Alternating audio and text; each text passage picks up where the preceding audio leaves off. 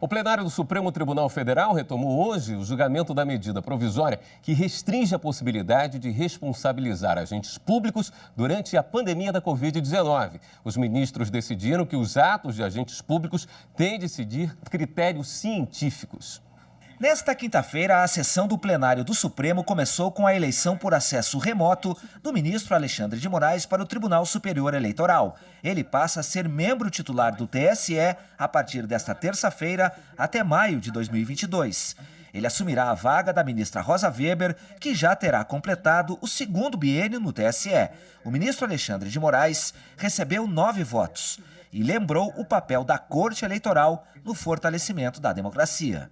Para mim é uma grande honra poder, a partir da semana que vem, poder assumir a titularidade do Tribunal Superior Eleitoral, o grande tribunal da democracia no Brasil. O meu compromisso, juntamente com os colegas do Supremo Tribunal Federal, lá, o ministro Luiz Roberto Barroso, que assume a presidência dia 25, o ministro Edson Fachin, a vice-presidência, poder contribuir com o Tribunal Superior Eleitoral. O ministro Alexandre de Moraes também foi o primeiro a votar na retomada do julgamento da medida provisória que restringe a possibilidade de responsabilização de agentes públicos durante a pandemia da Covid-19. Ele concordou com o relator ministro Luiz Roberto Barroso ao definir que dolo ou erro grosseiro acontecem quando o administrador público não cumpre orientação técnica e científica. Assim, concedeu parte da cautelar solicitada por partidos políticos e a Associação Brasileira de Imprensa.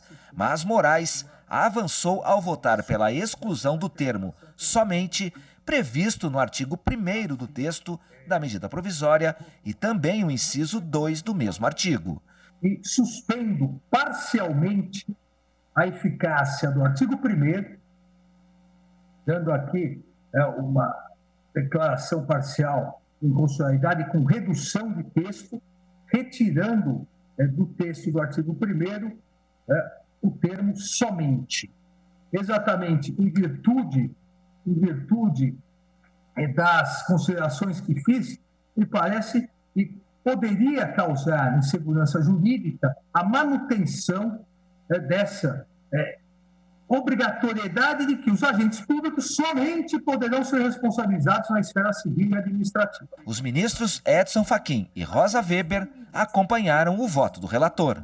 O reconhecimento de uma inconstitucionalidade tout court ou reconhecimento de uma imunidade também aos gestores. Eu creio que essas duas posições extremadas seriam afastadas, e no meu modo de ver são afastadas, por uma interpretação conforme à luz do screening das diretrizes e dos pareceres técnicos, também em relação às medidas atinentes aos efeitos econômicos e sociais. E a responsabilização de agentes em casos de omissão ou insuficiência das medidas adotadas não são temas alheios aos debates acadêmicos internacionais.